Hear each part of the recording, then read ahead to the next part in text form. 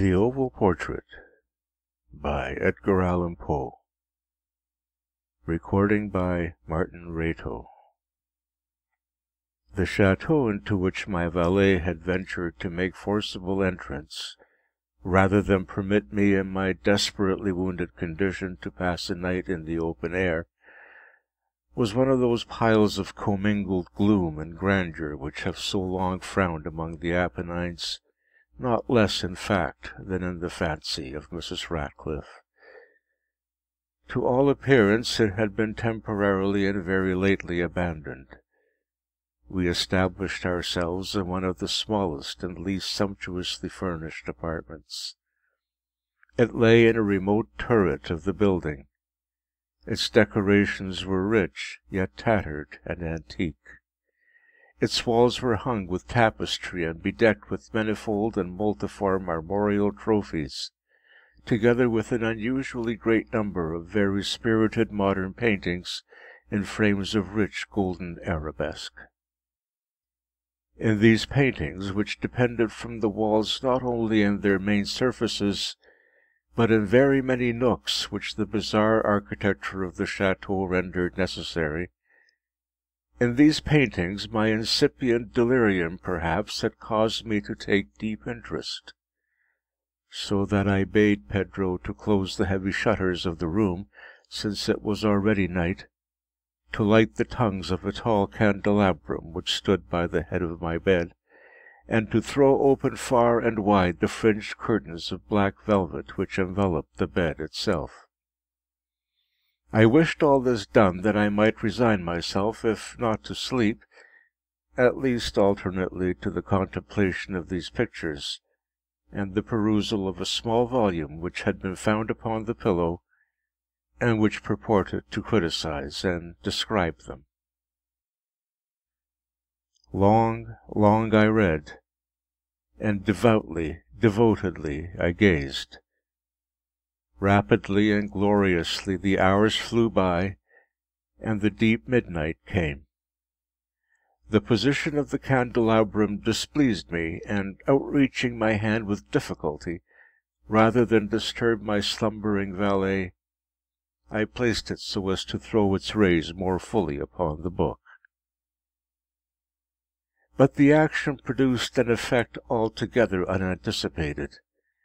The rays of the numerous candles, for there were many, now fell within a niche of the room which had hitherto been thrown into deep shade by one of the bedposts.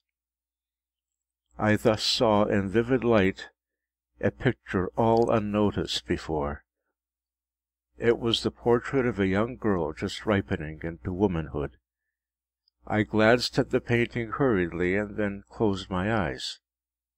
Why I did this was not at first apparent even to my own perception, but while my lids remained thus shut, I ran over in my mind my reason for so shutting them. It was an impulsive movement to gain time for thought, to make sure that my vision had not deceived me, to calm and subdue my fancy for a more sober and more certain gaze. In a very few moments I again looked fixedly at the painting. That I now saw aright I could not and would not doubt, for the first flashing of the candles upon that canvas had seemed to dissipate the dreamy stupor which was stealing over my senses, and to startle me at once into waking life. The portrait, I have already said, was that of a young girl.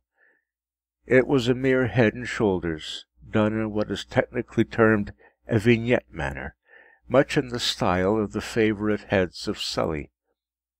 The arms, the bosom, and even the ends of the radiant hair melted imperceptibly into the vague yet deep shadow which formed the background of the whole.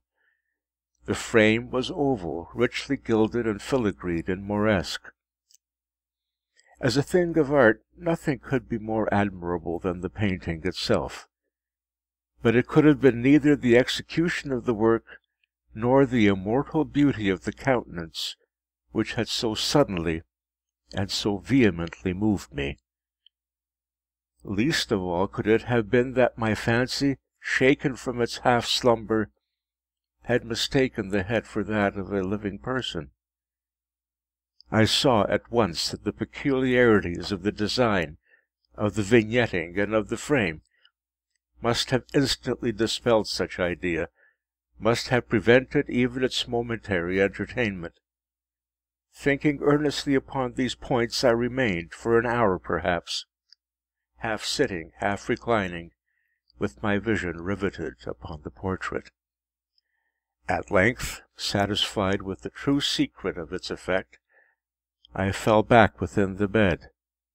I had found the spell of the picture in an absolute lifelikeliness of expression, which at first startling, finally confounded, subdued, and appalled me.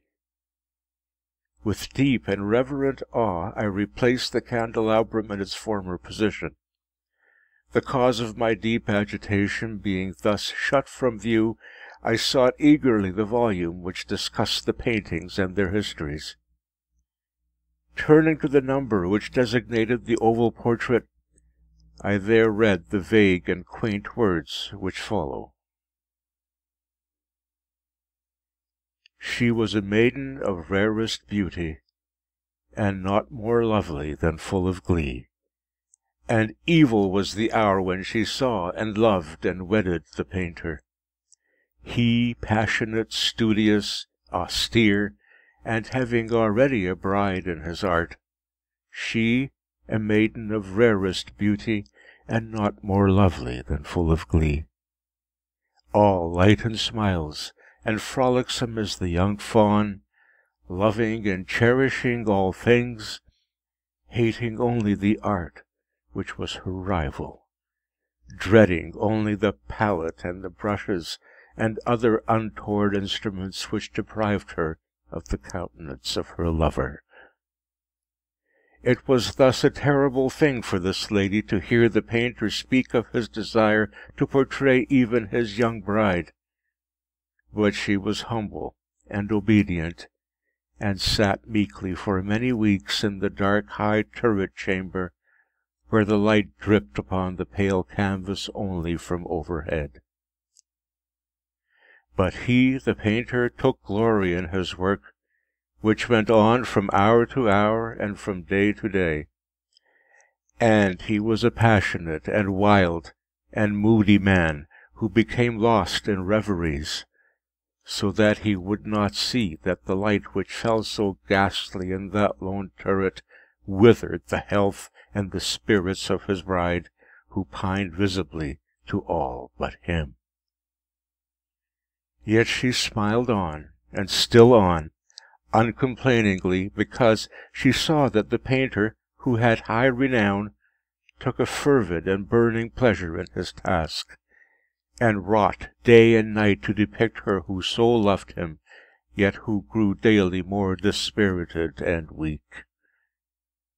And in sooth, some who beheld the portrait spoke of its resemblance in low words, as of a mighty marvel, and a proof not less of the power of the painter than of his deep love for her whom he depicted so surpassingly well.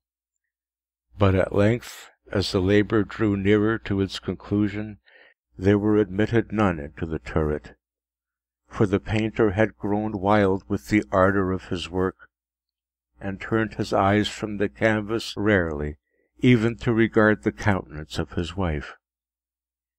And he would not see that the tints which he spread upon the canvas were drawn from the cheeks of her who sate beside him.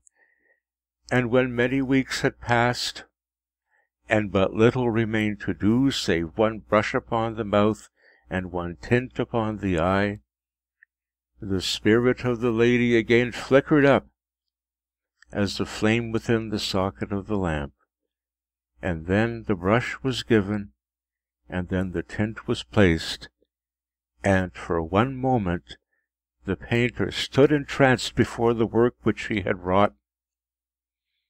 But in the next, while he yet gazed, he grew tremulous and very pallid and aghast, and crying with a loud voice, "This is indeed life itself," turned suddenly to regard his beloved, She was dead. End of The Oval Portrait by Edgar Allan Poe.